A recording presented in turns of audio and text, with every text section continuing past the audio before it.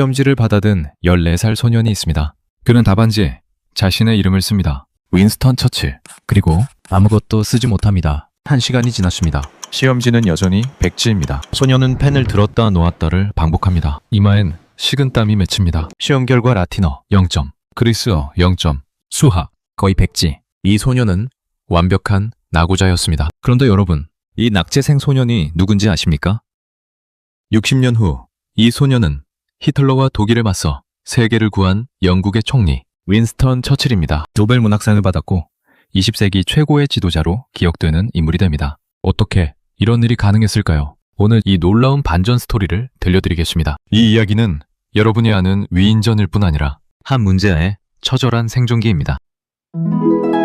11월 30일 윈스턴 처칠은 영국 최고 귀족 가문에서 태어났습니다. 할아버지는 공작이었고 아버지 랜돌프 처칠 경은 촉망받는 정치인이었죠. 어머니 제니 제롬은 미국 출신의 아름다운 사교계 명사였습니다. 겉으로 보면 완벽한 금수저 인생이었습니다. 하지만 현실은 달랐습니다. 어머니 제니는 무도회에 참석했다가 갑자기 진통이 오는 바람에 궁전한 작은 방에서 급히 출산했죠. 아기는 약했죠. 작고 울음소리도 약했습니다. 더 큰 문제는 부모님이 그를 돌보지 않았다는 겁니다. 아니, 정확히는 관심이 없었다고 해야겠죠. 아버지 랜돌프는 정치에 미쳐 있었고 어머니 제니는 사교계와 파티에 빠져 있었습니다. 그를 돌본 건 유모였죠. 윈스턴은 그녀를 우미라고 불렀습니다. 그녀만이 유일하게 윈스턴을 안아주고 이야기를 들어주고 울 때 달래주었습니다. 7살 나이에 윈스턴 처칠은 부모님께 편지를 씁니다. 엄마, 이번 주말엔 저를 보러 와주실 수 있나요? 저 혼자 여기 있으니 너무 외로워요. 윈스턴은 외로웠죠. 너무나 외로웠습니다. 1882년 8살 윈스턴은 세인트 조지 기숙학교에 보내집니다. 이곳은 지옥이었습니다. 당시 영국 기숙학교는 스파르타식 교육으로 악명 높았습니다. 매맞는 건 일상이었고 규율은 군대보다 엄격했으며 선배들의 괴롭힘은 묵인되었습니다. 윈스턴은 첫날부터 문제아였습니다. 라틴어 시험 F, 수학 F, 프랑스어 F. 성적표를 받아든 교장 선생님은 한숨을 쉬었습니다. 이 녀석은 도대체 무슨 생각을 하는 걸까? 윈스턴은 수업 시간에 딴짓을 하고 숙제는 안 해갔고 지각은 밥 먹듯 하니 선생님은 화가 나셨고 교실이 얼어붙었습니다. 당연히 체벌이 따라왔죠. 윈스턴은 교장실로 끌려가 회초리로 엉덩이를 맞았습니다. 1대, 2대, 3대, 10대. 윈스턴은 이를 악물고 참았죠. 울지 않았습니다. 하지만 밤이 되자 침대에서 몸을 떨며 울었습니다. 그러던 13살 때 윈스턴은 명문 헤로우 스쿨에 입학합니다. 어떻게 들어가냐고요?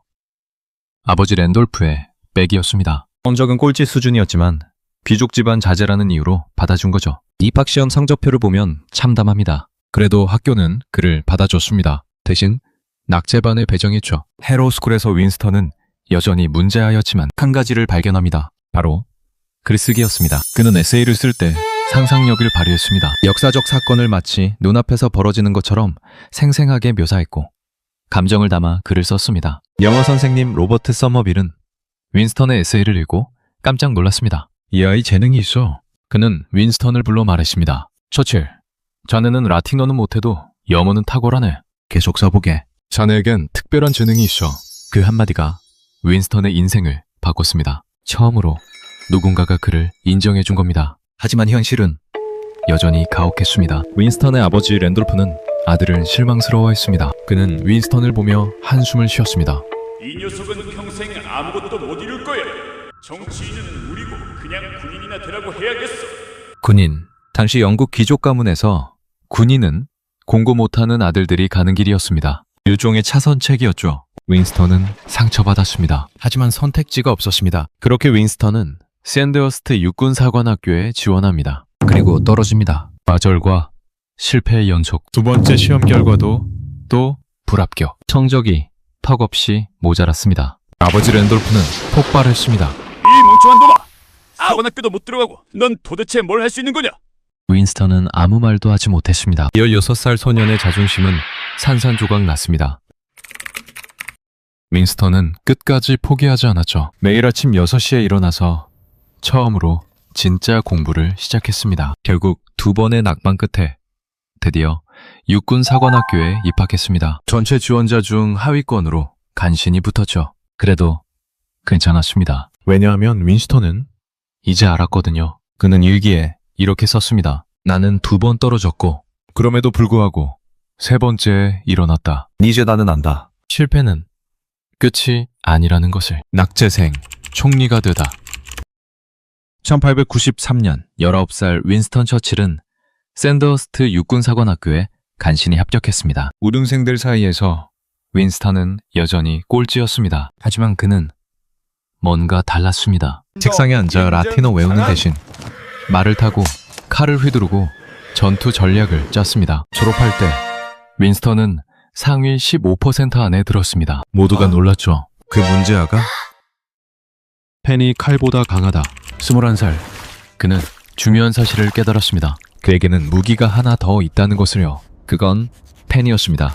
쿠바 독립전쟁에 자원했을 때 윈스턴은 총만 들고 간 게 아니었습니다. 공책과 펜을 챙겼습니다. 생애 첫 전투에서 총알이 머리 위로 날아가고 긴박했던 모든 상황을 눈에 담았습니다. 그날 밤 텐트에서 윈스턴은 글을 썼습니다. 총알이 공기를 가르는 소리는 벌이 윙윙거리는 것 같았다. 동료가 쓰러졌을 때 나는 죽음이 얼마나 가까이 있는지 알았다. 마치 독자를 전쟁터로 데려가는 생생한 묘사가 담긴 기사였고 영국 신문 데일리 그래피디 그의 기사를 일면에 실었습니다. 인도 국경에서 파슈툰 전사들에게 매복당해 가까스로 살아남은 그날 밤에도 그는 주저하지 않고 전쟁의 참혹함을 써내려갔습니다. 죽음은 내 어깨 너머로 속삭였다. 하지만 나는 살아남았다. 그리고 이 이야기를 전하기 위해 여기 있다. 신문사들이 앞다투어 그의 기사를 실었습니다. 이렇게 윈스턴 처칠의 이름이 영국 전역에 퍼졌습니다. 펜으로 영웅이 되다. 남아프리카 보어 전쟁. 이번엔 종군 기자로 갔습니다. 신문사는 그에게 한 달에 250파운드를 지불했습니다. 당시 장교 월급의 10배나 되는 액수였죠. 임무 수행 중 예상치 못하게 윈스턴이 탄 정찰 열차가 적의 매복을 당했습니다. 용감하게 맞서 싸웠지만 결국 포로로 잡히고 맙니다. 프리토리아 수용소에 갇힌 25살의 처칠. 이대로 포기할 수는 없었죠. 한 달 후 처칠은 담을 넘어 탈출에 성공했습니다. 지도도 나침반도 없이 300마일을 걸어 국경을 넘었습니다. 기적적으로 영국으로 살아 돌아온 윈스턴은 즉시 책을 썼습니다. 나의 탈출기. 그 책은 순식간에 베스트셀러가 되었고 윈스턴은 펜으로 국민적 영웅이 되었습니다. 26살에 하원 의원 당선, 35세 내무장관, 38의 해군 장관. 낙제생이 영국 최고의 권력자 중 한 명이 되었습니다. 추락. 제1차 세계대전. 윈스턴이 주도한 갈리폴리 상륙작전이 참혹하게 실패했습니다. 수만 명이 죽었습니다. 언론은 그를 살인자라고 불렀습니다. 결국 모든 직책에서 물러나야 했습니다. 41살. 완전한 몰락이었습니다. 하지만 윈스턴은 전선으로 갔습니다. 중령으로 병사들과 함께 참호에서 싸웠습니다. 그리고 몇 년 후 다시 정치로 돌아올 수 있었습니다. 1930년대 광야의 10년. 1930년대 내내 윈스턴은 의회에서 같은 말을 반복했습니다. 이 틀러는 위험하다. 결국 전쟁이 일어날 것이다. 군대를 키워야 한다. 아무도 듣지 않았습니다. 사람들은 그를 전쟁광이라고 비웃었습니다. 시대착오적 늙은이라고 조롱했습니다. 10년이란 세월 동안 윈스턴은 시골 저택에서 그림을 그리고 글을 쓰며 외로운 시간을 보내게 되었습니다. 1939년 9월 1일 제2차 세계대전 발발. 히틀러가 폴란드를 침공했습니다. 윈스턴이 울었습니다. 영국 정부는 급히 그를 불러들였습니다. 그는 다시 해군 장관이 되었습니다. 1940년 5월 10일 독일군의 프랑스 파리 입성. 프랑스가 무너졌습니다. 유럽 전체가 히틀러 손에 넘어가려는 순간 영국은 새로운 지도자가 필요했습니다. 접상하자는 사람이 아니라 끝까지 싸우겠다는 사람이 간절히 필요했습니다. 윈스턴 처칠, 65살에 영국 총리가 되었습니다. 1940년 5월 런던.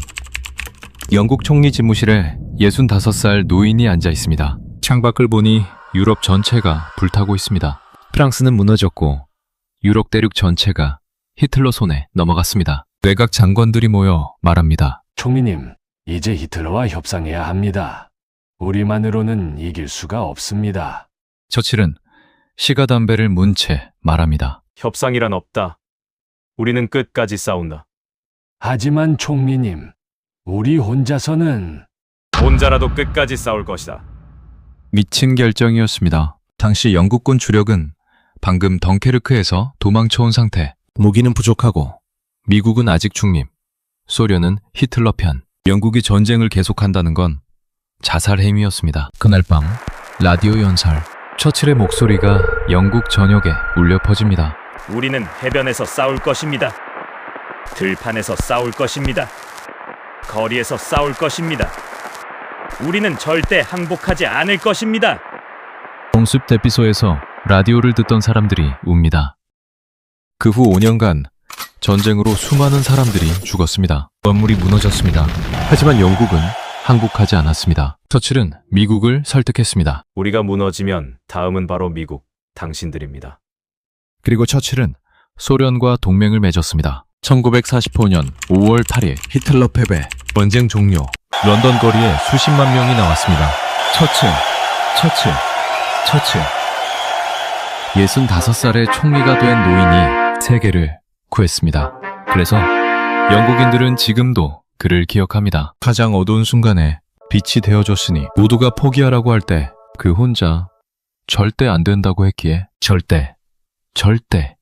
절대로 포기하지 마라. 그게 처칠입니다. 80년이 지난 지금도 런던 의회 앞 처칠 동상을 지나가는 사람들은 이렇게 생각합니다. 저 사람이 없었다면 우리는 지금 이 자리에 없었을 거야. 늦었다고 생각할 때가 가장 빠를 때입니다. 당신 안에도 처칠이 있습니다. 믿으세요. 당신의 두 번째 인생은 지금부터 시작입니다. Never, never, never give up.